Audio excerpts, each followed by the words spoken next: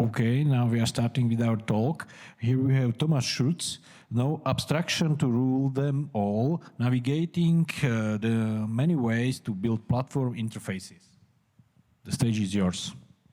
Okay, so hello everyone. I always like these AI-generated titles of the talks. But before I start with my talk, as this is the last talk for today, just give a warm applause to the MC of today because he did a great job.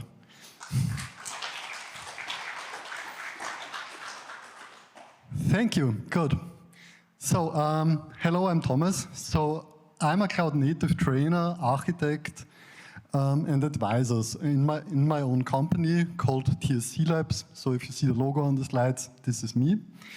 And I'm a Golden Cube astronaut, I'm a CNCF ambassador, and some years ago I was a tech lead and co-chair of the CNCF Tech App Delivery. And one thing I did there was I wrote a white paper around operators. And this is also kind of a thing which brings me to this talk for today, because since then I'm trying to avoid writing operators and white papers. Nearby, I'm a lecturer for cloud native technologies at Universities of Applied Sciences in Austria. And I see it as kind of my mission to make cloud native approachable to people and empower teams and people to build their reliable platforms. Good. So, why are we here for? What is this talk about? So, in the end, we want to get our services and applications deployed. And this should be in a way that it is as simple as possible, as you see on the right side of the slide here. So I want to have a simple resource definition in Kubernetes, where I can define which image I want to deploy, which size it should be. If I need a database, sometimes yes please or oh no. And sometimes I also need a storage bucket to store my files somewhere. But all over the time, when we are starting with Kubernetes and when we are moving on, we drift away from this. So we are always finding ways on how to make things more complicated. And throughout this talk, I also want to give you an idea on how you can make it easier again, how to harmonize it, and all of the tools we find along the way. And in the end, maybe we will get back to our target state. So let's start. When we start, what are abstractions? So mainly, they hide some complexity behind a description. So if you're thinking about Kubernetes on its own, it's not only the definition, right? So it's only the things Kubernetes is doing. As an example, if you are creating a pod, somebody thought about it, said, yes, I need to get the configuration from somewhere, I need to create a namespace, I need to spin up a process and monitor it somewhere. These are all things where somebody thought about it. Often, such things reduce cognitive load. Sometimes, if not done right, it might increase the cognitive load a bit. And it's meant to be to simplify things. And in the end, if we think about it, every resource type in Kubernetes is an abstraction.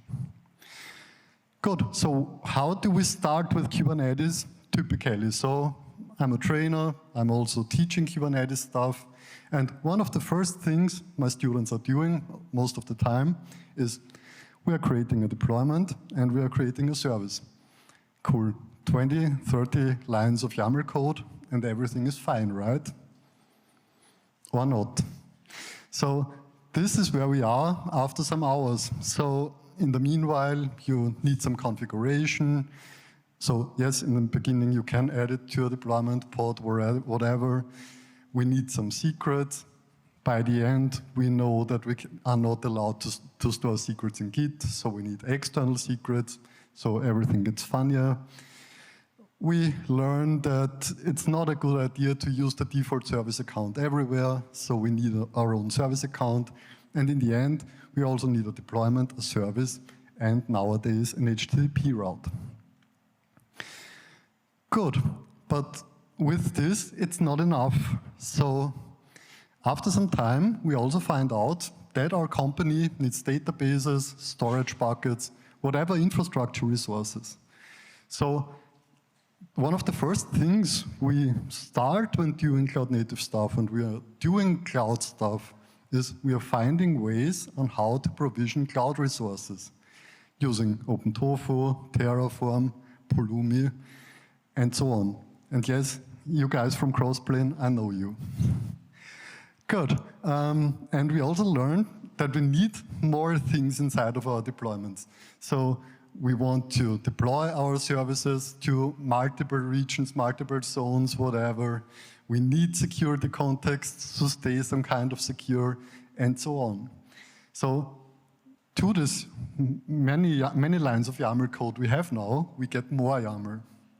And last but not least, we want to make it configurable dynamically. So we want to add more replicas. We want to make everything as configurable as possible. And this is the point where we get to templating and overlays. Good. What's the deal with templating? So usually when we start with all of these things, we learn about two things. The first one is customize, which is often pretty cool when it comes to configuring simple aspects of configurations. So add replicas, add images, and so on. But in the end, I saw customized files which are much more than an overlay. So you get very complicated JSON patches in there. You have the space overlay construct, sometimes combined with GitOps, which leads to some catastrophic situations, and so on. So such customized overlays and so on are hard to distribute, hard to update, and hard to maintain sometimes. On the other side, the other part of the story does not look much better. So we have Helm charts, which provide a pseudo API for your templates. The pseudo API is meant to be a YAML file. So you can define a schema, you can define which aspects of the configuration you want to have configurable, and therefore your developers can use it. But often we tend to create such generic charts which will get embedded as dependencies, and this also makes it challenging to distribute for us. So if we want to distribute one Helm chart as a dependency to 200 of services and have a breaking change in there, many developers might get a problem, right? And by the way, what's about our infrastructure code? This is still nothing in there. Good, so we have some templating and we have our infrastructure stuff. So as I told you before, we have this deployment, service account, and so on. And in the meanwhile, we also have our databases, object storage, service accounts, whatever. And nothing bad about it, or sometimes it gets really bad, because in fact, what you're building here is a hard dependency to your infrastructure team or to the guys who are maintaining the whole infrastructure code. So what I've seen in the wild out there was that application teams have to ask or inform the platform team upfront to deploy Terraform code before they could deploy their application. And I think this is not what we want a cloud-native application to be. So, just to remember, the thing on the left side was the target state we wanted to have.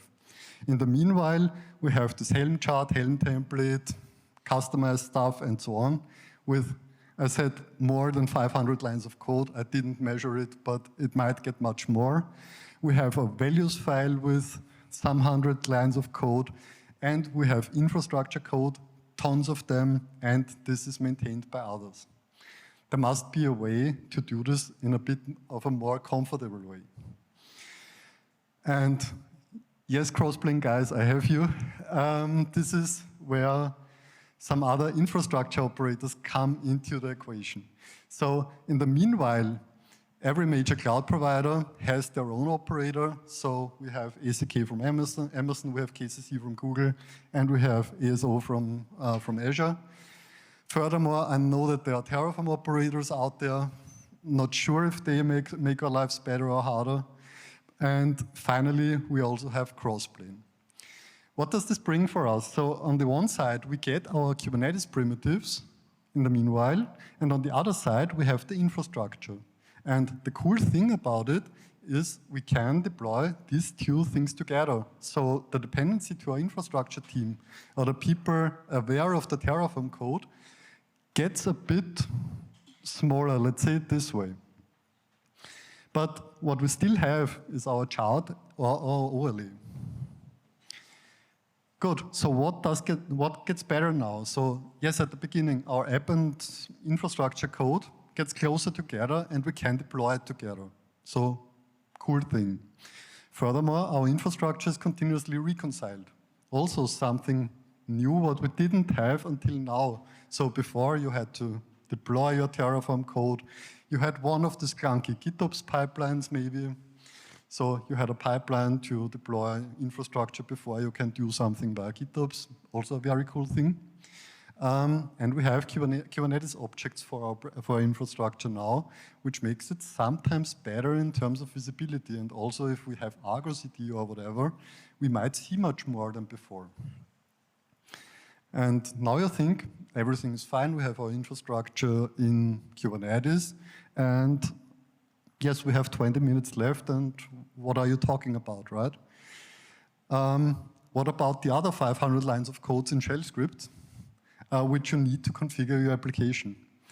So maybe when you are deploying your application, this application might need some configuration, right? So sometimes you need to create admin users.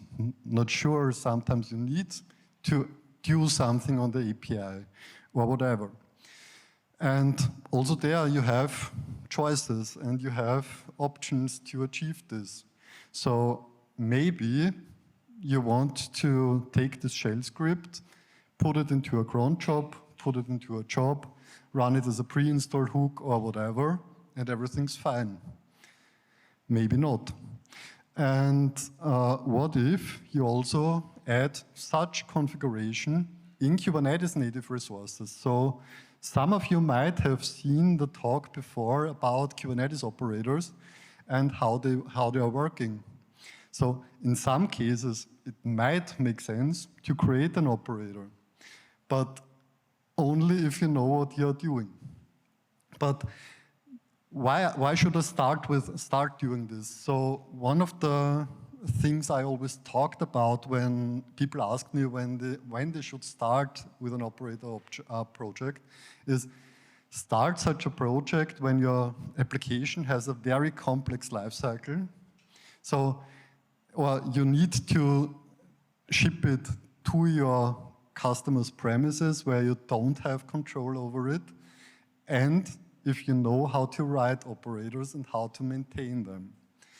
But always be aware, when you are creating such an operator, you are starting a development project. You get maintainership, and people will come with feature requests to you. So I started such an operator project to deploy applications some years ago by myself because I thought it was cool. The backlog was full after some weeks, and I wasn't aware, and so I wasn't sure how to implement all of these features into this operator to get this running at some time. But it's still a cool thing if you need to run your application in autopilot. So, as I said, if you need to configure custom APIs, if you need to run it on custom APIs, everything is fine. Good. What should you consider when you're doing this? So we have lots of frameworks out there, and all of them are nice. So we have a shell operator framework, the most important one. I never tried it. The other one was Cube Builder and Operator SDK. I think most of the operators come from there. In the Operator SDK, you have the choice between Go and Java. Not sure if there is another language in the meanwhile. You have COP for Python, and so on. When you are starting such an operator, it's always a good idea to not start with the code itself, but to start with the specification. Because otherwise, you will get back to the Helm chart you had before. So it makes sense to work the same way you would do in a typical software engineering project. So to write an API specification, to find out which fields you need to be configurable, to talk to your customers, find out what you need, and then it's very easy in the current operator frameworks and so on to make this work. So it's good to follow an API-first approach. Another thing is, maybe you will deploy these operators to some clusters, hopefully.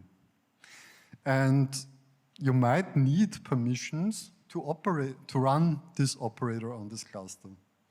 And I know from very early times, I've seen it very often where an operator had cluster admin rights.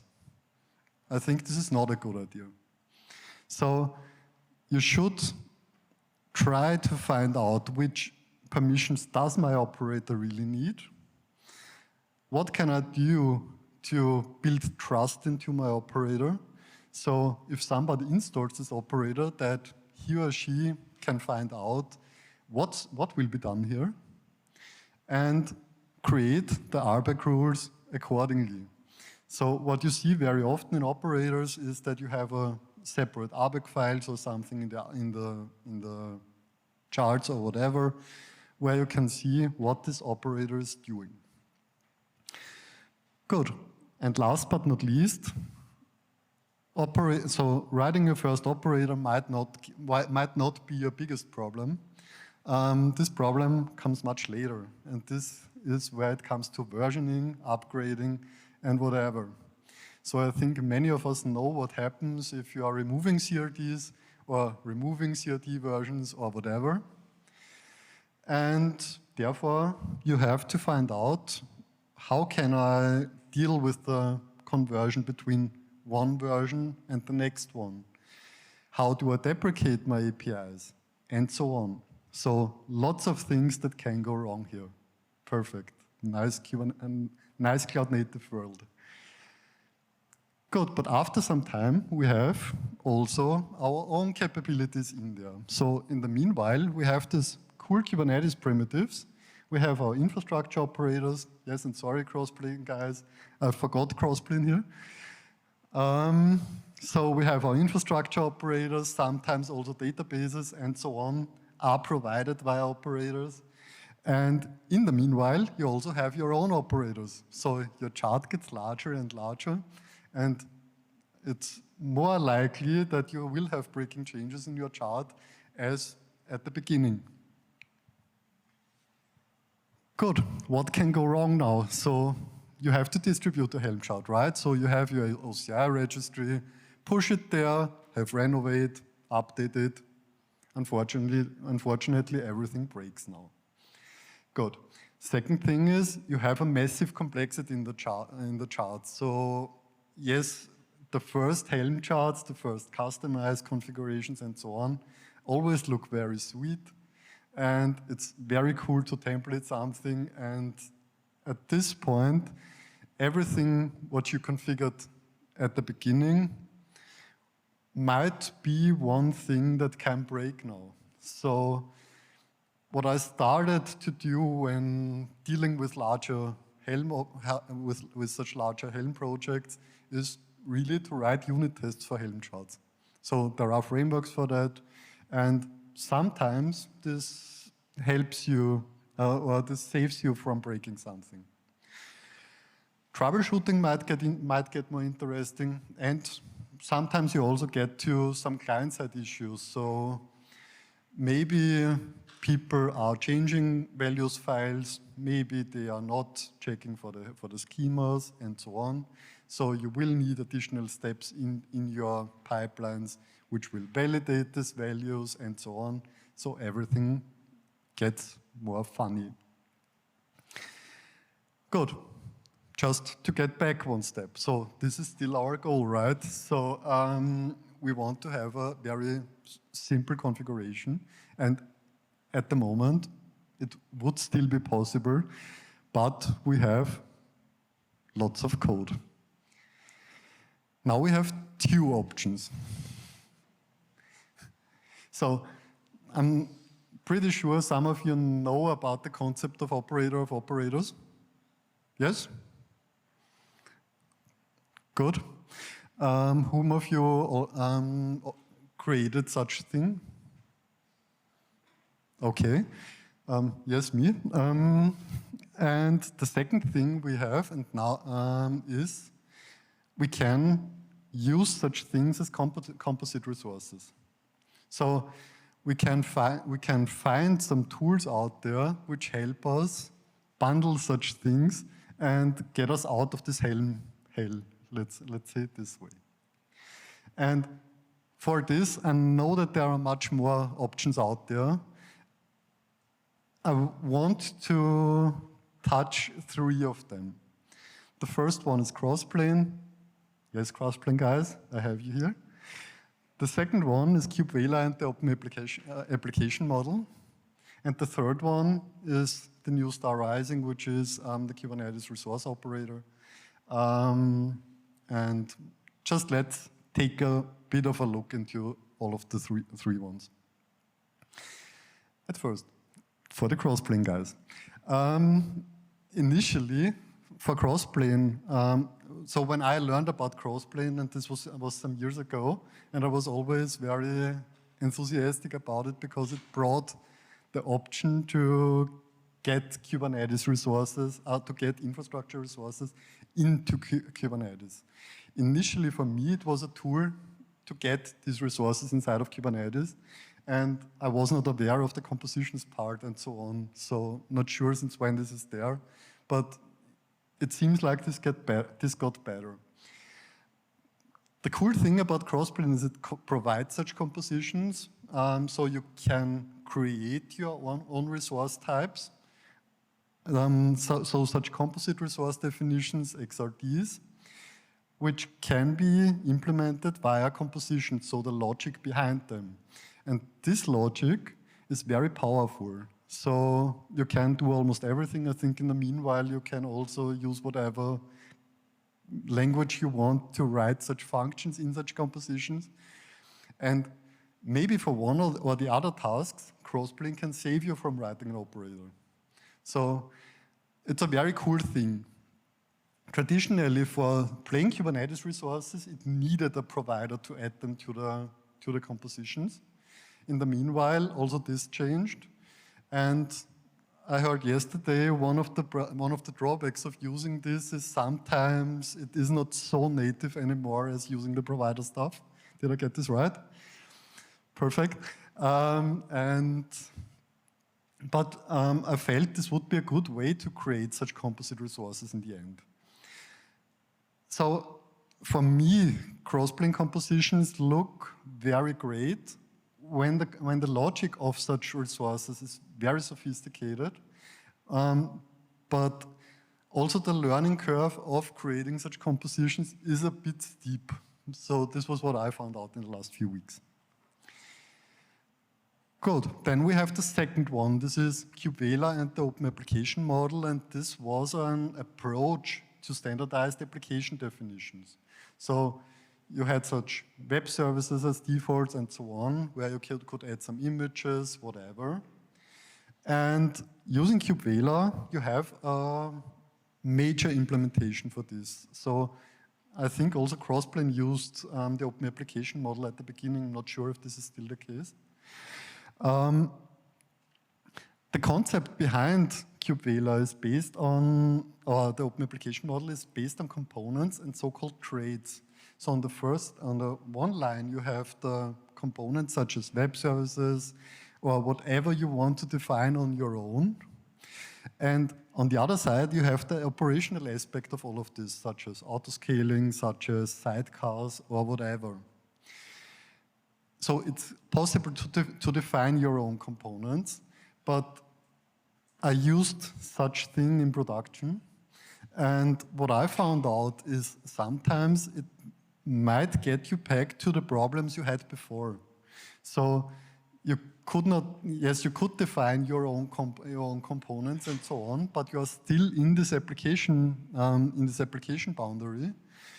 And sometimes it gets hard to maintain all of this. Good, and then we have the third thing, which is the Kubernetes Resource Orchestrator. And for me, this was one of the main parts why I wanted to create this talk. So I wanted to find out where's Crossplane, where's the Kubernetes Resource Orchestrator, and so on. And this is a sub-project of the Kubernetes cluster provider, cloud provider, sorry. And initially, this was initiated by AWS, Google, and Azure. And I think the goal was that they said, we have our operators, let's simply combine our stuff with deployments and so on, and build something where we can build such abstractions. What you will find out if you try it out, that this project is still in a very early stage. So it's very cool to write things in there because you get to a composite resource definition very fast. But if it gets more complicated, then you might face some issues and you might not get out of it. And if you face such issues, it might be a good idea to get back to Crossplane and so on. Good, and I just wanted to give you a short idea on how such composite resources or resource graph definitions in Crow can look like. For this, for my trainings, I have an application which is called the Learning Tracker. This is a simple Kanban tool, whatever. And in this case, it will consist of a service deployment and a persistent volume claim. Furthermore, I need a MySQL database, which I also added into one composite resource. So,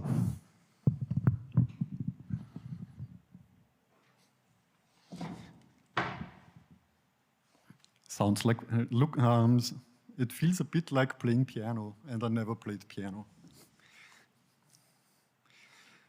Good, so in this demo, I created 3 files. The first one is a resource graph definition, so a definition of such a composite resource for my MySQL. So I said I want to have a common resource in my cluster for a MySQL. The second one I created was a resource graph definition for the so-called Learning Tracker, which puts everything together. And I know there might be pretty examples for that, but this was the best one I found at this moment. And the third thing was the thing I wanted to deploy finally. So this is my deployment specification. And you might see that this is kind of a definition I mentioned before. Yes, in this case, I have no container image in there. This is because it's not so generic. But in the end, I can deploy this application with this few lines of code, which sounds like a pretty good idea for me. Good. Then let's take a closer look at such a resource graph definition. And I felt like this is kind of similar to what we see in Crossplane. For Crossplane, some things are more mature, and some just want to avoid the term sophisticated. But it makes sense that it is more sophisticated. Good, so we have this schema here. So we can define, we want a MySQL database, we want to have a database user, and we want to have a database password. And no, I would not do this in production to add a database there, so I would add a secret typically. Good, and in the end, we want to get out a database endpoint so that we can configure this somewhere, and we want to find out if everything is ready. So the whole configuration language of this is not very hard. Then we can add some resources to it. So we have this deployment, the apps v1 deployment, whatever. And I think what you see here might feel very familiar to you, right? So this is a typical Kubernetes resource definition with some templating stuff. There are some cell expressions you can also use for Crow. I tried it out. Sometimes it works better, sometimes it works not so good. But in the end, you can do many things in there. And you can always add some things from the schema and whatever. Furthermore, I added a service, also with some templating magic in there, and I also added this PVC to get this running. Good, this was the resource graph definition for the MySQL, and let's simply apply this. And before I do this, let's take a look at the CRDs of our cluster, and at the moment, there is no MySQL in there. If I apply this, let's take this. I have this resource graph definition. I can take a closer look on it. So as here, I have this MySQL database. This is active and so on. So as soon as it's active, you're safe. Maybe. And the cool thing what you get here is I get a CRD.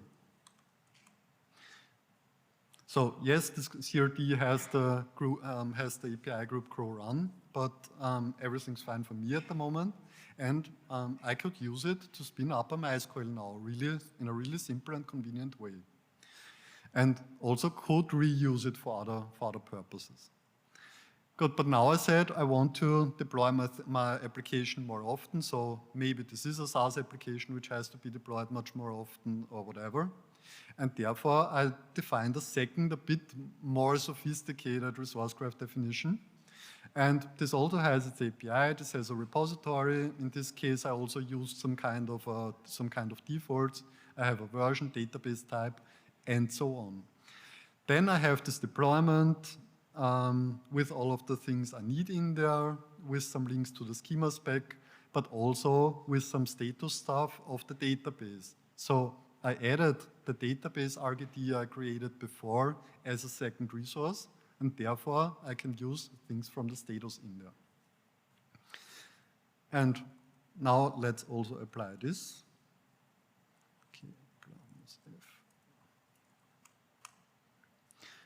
Okay, so in the meanwhile I have 2 resource graph definitions and 2 CRDs. I think you can trust me. And just before I apply my configuration, you see there is nothing in my default namespace, and no, I would not deploy something to the default namespace typically. And let's apply the deployment now. Deployment. And obviously, we will see that we get a MariaDB pod, we will get a learning tracker application, we will get the services, and so on. If I would port forward to it, everything would work. And I also get this PVC bound to my pod here. So everything is fine. I can manage everything with this one resource. And at the moment, until I don't have more conditionals in there and so on, I would be happy.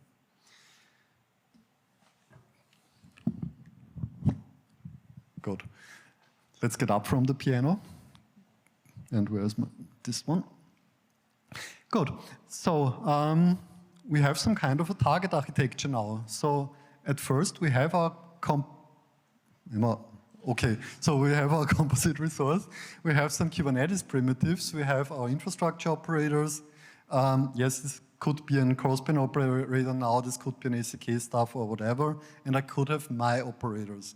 Everything managed by a platform team. If they would update it, all of the things would get updated. Yes, you would have to you would have also to deal with breaking changes, but you have possibilities to do something against it, and you are more in a platform-like environment now. Good. So I'm almost at the end of my point. of my talk. So what did you learn today, if you didn't already know it? At least some of you laughed. A Kubernetes application deployment doesn't consist of a service and a deployment in the real world. So we have much more resources.